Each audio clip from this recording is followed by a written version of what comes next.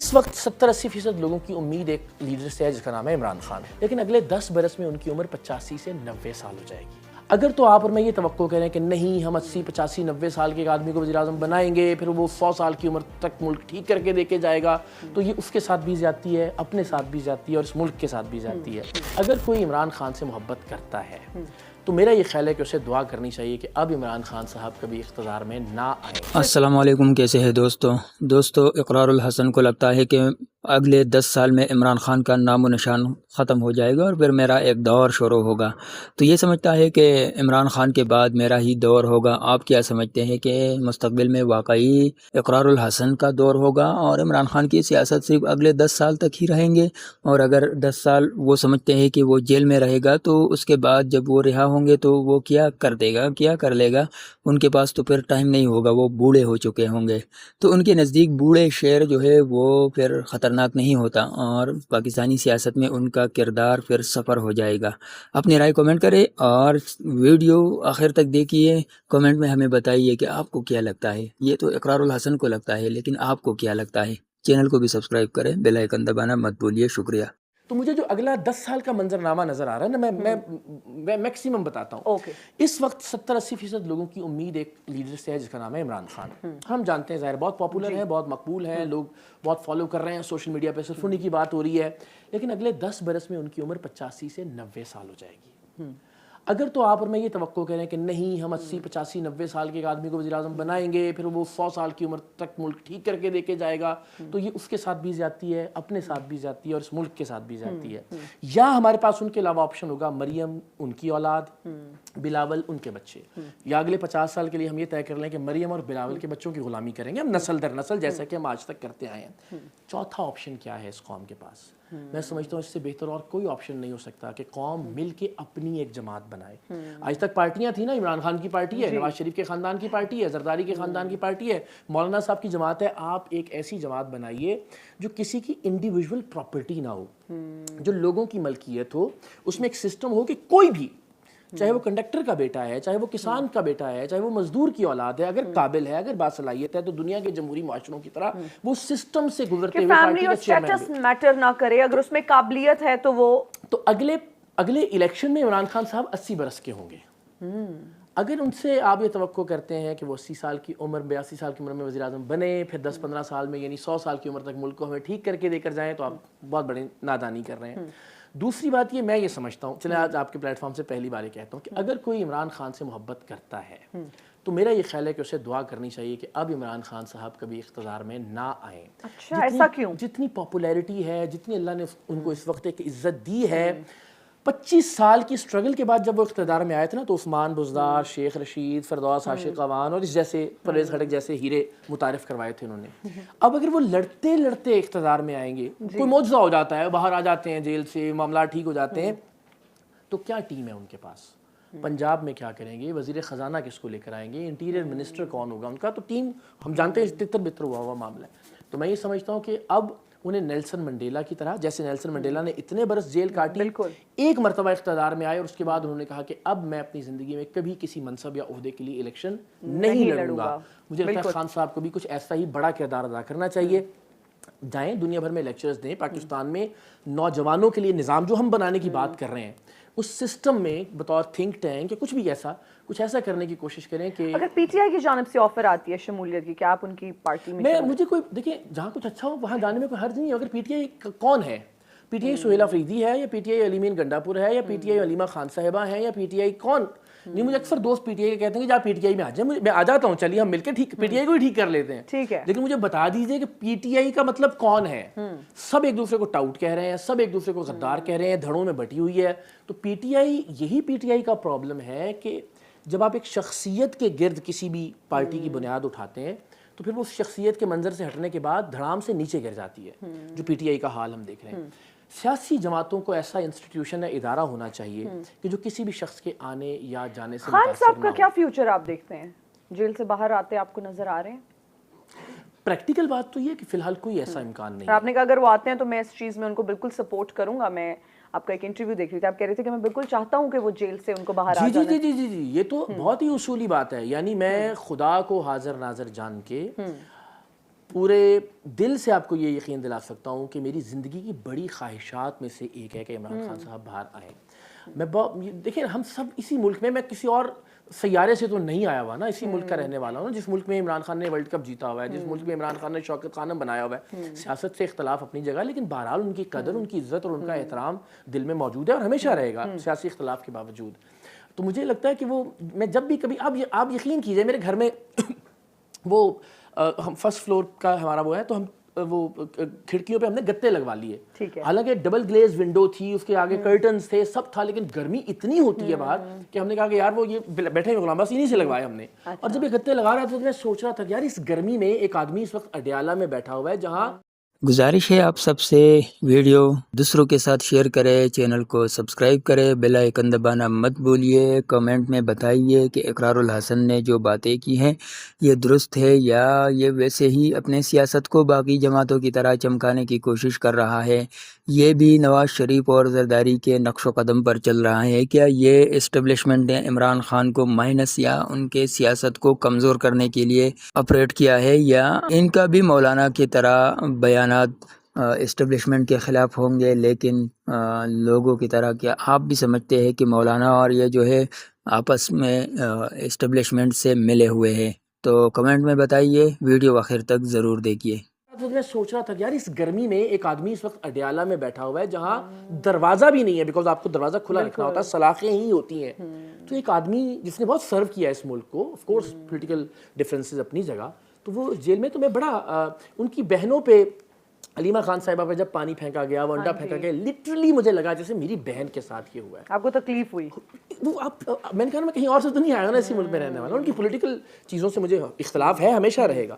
تو اگر میرے کبھی بس میں کچھ ایسا ہوا کہ میں کوئی رول پلے کر سکتا ہوں یا کر سکا, تو میں ضرور خان صاحب. ابھی تو آپ کے پاس پلیٹ فارم ہے, سوشل میڈیا تو آزاد ہے, آپ کیوں نہیں آواز اٹھاتے؟ ہمیشہ ایوری ٹائم آپ دیکھیے درجنوں ٹویٹس, سینکڑوں ٹویٹس ملیں گی آپ کو, ہر انٹرویو میں, بے تحاشا ویڈیوز میں, بار بار ان کا جو مینڈیٹ چوری ہوا اس کے حوالے سے, ان کے خلاف جو یہ مقدمات ہیں, اگین اس پر بحث نہیں کہ وہ مقدمات ٹھیک ہیں یا نہیں, اس وقت وہ جیل میں اس لیے ہے کہ مقتدرہ یا اسٹیبلشمنٹ ان سے ناراض ہے, یہ ایک فیکٹ ہے.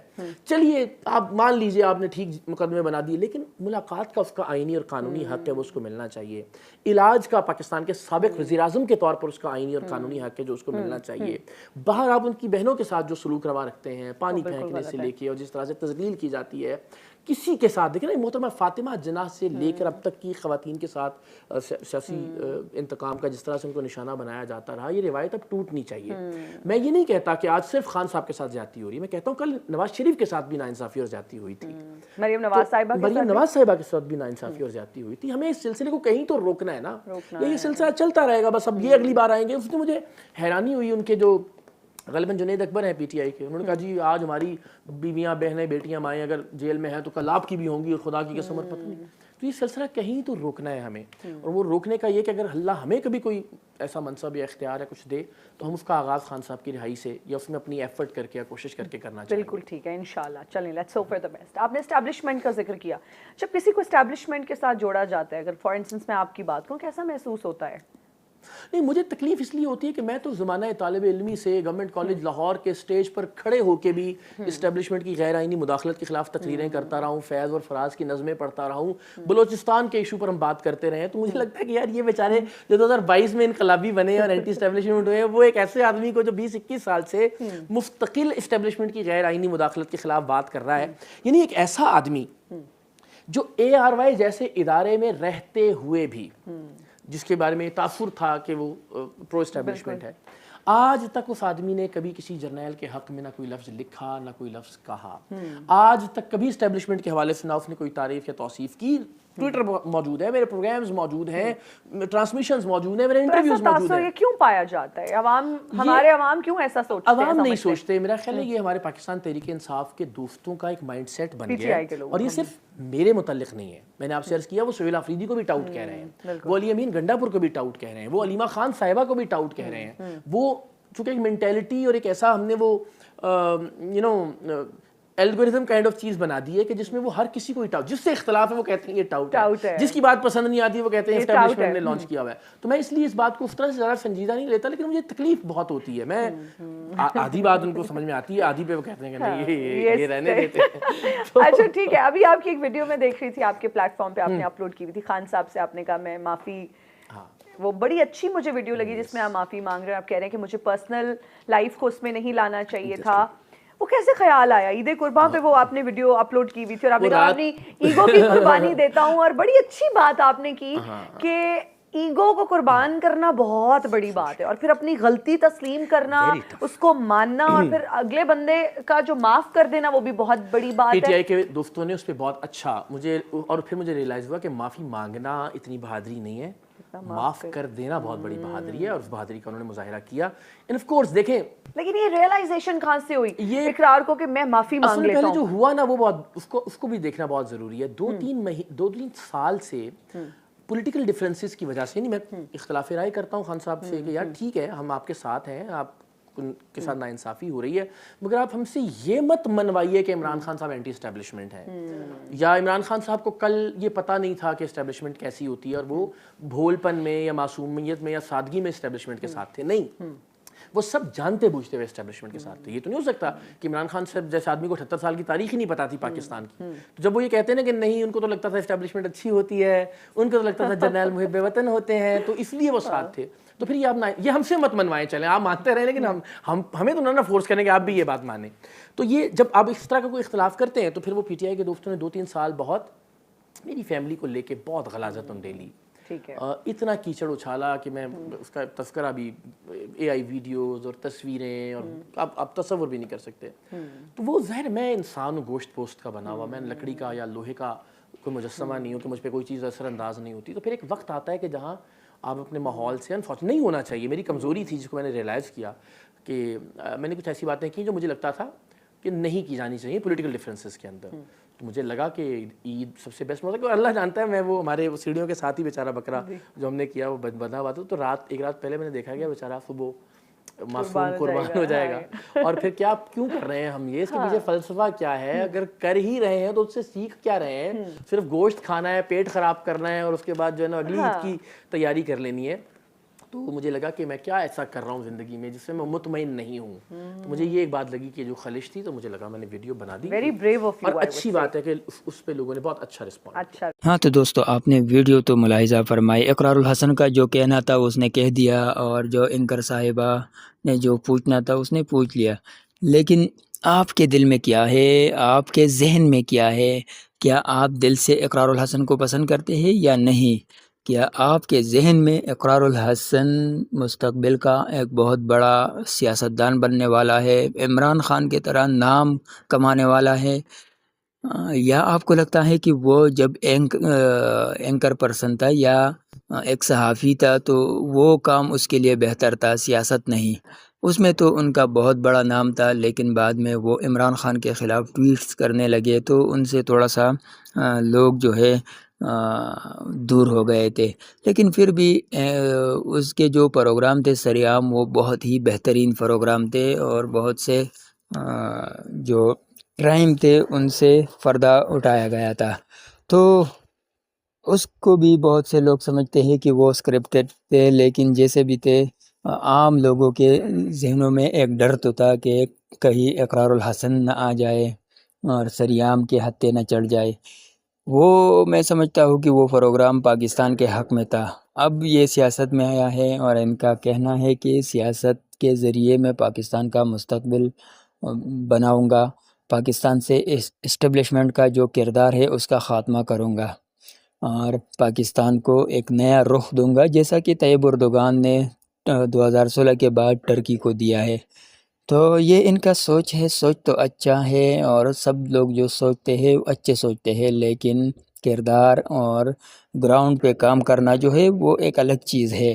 اب اقرار الحسن نے تو کہہ دیا، بس کہہ دیا، لیکن کرنا ہے تو کیسے کرنا ہے؟ سیاست کے ذریعے تو مجھے نہیں لگتا کہ آپ ووٹ کے ذریعے پارلیمنٹ میں جائیں گے، وہاں بلز بنائیں گے اور پھر بلز پر لوگ ایگری کر کے اس کو پاس کریں گے، اور پھر قانون جو ہے آپ کے مرضی سے چلیں گے.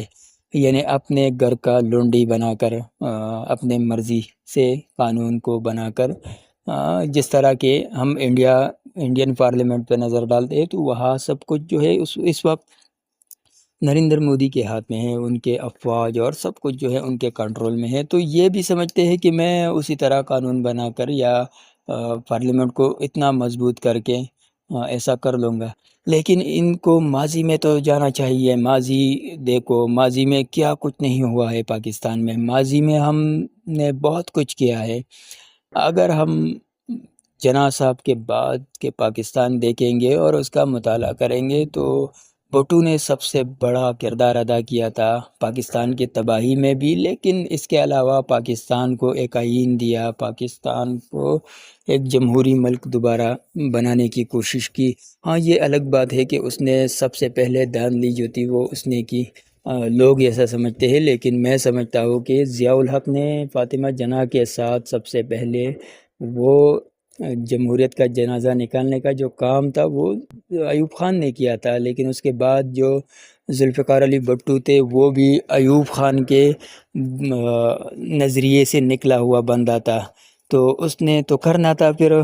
اور پھر اس کے بعد ہم دیکھیں گے تو ضیاء الحق نے ذوالفقار علی بھٹو کو پھانسی لگایا، پھر اس کے نظریے سے جو نکلا وہ مسلم لیگ تھا، نواز شریف تھا جو دیگوں پر بیٹھا کرتے تھے ان کے بیٹوں کے شادیوں پر، اور پھر نواز شریف جو ہے وہ اگلے کئی سالوں تک اس ملک کے سیاستدان بن گیا، ایک بہت بڑا سیاستدان، کبھی اپوزیشن میں تو کبھی حکومت میں تو کبھی ملک سے باہر، لیکن ان کا سکہ چلتا تھا۔ انہوں نے بھی کوشش کی ہے کہ میں اس قانون کو اپنے انڈر لاؤ اور پاکستان کو ایسا بناؤ کہ جس میں میرا ہی چلے۔ اس نے ہمیشہ بیوروکریٹس جو ہے اس کو خریدا ہے۔ نواز شریف کا ایک اپنا تاریخ ہے، اس نے کس طرح ملک کو کوشش کی ہے اپنے اشاروں پر نچوانے کی۔ تو اس طرح اقرار الحسن صاحب بھی مجھے لگتا ہے کہ یہی چاہتا ہے کہ میں یہ سب کر لوں گا، لیکن یہ نہیں کر سکتے۔ اس طرح پاکستان میں اب سیاست سے کوئی تبدیلی نہیں آئے گا، اب ووٹ سے کوئی تبدیلی نہیں ہے۔ اگر آپ کو ووٹ ملیں گے اور پھر اسی سے آپ تبدیلی لائیں گے۔ پاکستان میں ایک انقلاب کی ضرورت ہے، جس طرح انڈیا میں کاکروچ جنتا پارٹی وجود میں آئی ہے اور باقی ممالک میں، تو ان سیاسی پارٹیوں سے مکمل جان چھڑوانی ہوگی، پھر جا کر پاکستان کا مستقبل جو ہے وہ روشن ہوگا، ورنہ نہیں ہوگا۔ ایک اقرار الحسن نہیں، ہزاروں اقرار الحسن آ جائے تو پھر بھی یہی ہوگا۔ ہاں، یہ ہو سکتا ہے کہ اسی سسٹم کے اندر رہ کر ایک نام بنانا ہے، مستقبل کا ایک سیاستدان بننا ہے، تو یہ اقرار الحسن ہو سکتا ہے، کیونکہ مستقبل میں عمران خان کے بعد میں سمجھتا ہوں کہ اقرار الحسن کو یہ چانس مل سکتی ہے۔ تو آپ کا کیا رائے ہے؟ رائے کمنٹ کریں اور چینل کو سبسکرائب کریں، ویڈیو دوسروں کے ساتھ شیئر کریں۔ شکریہ۔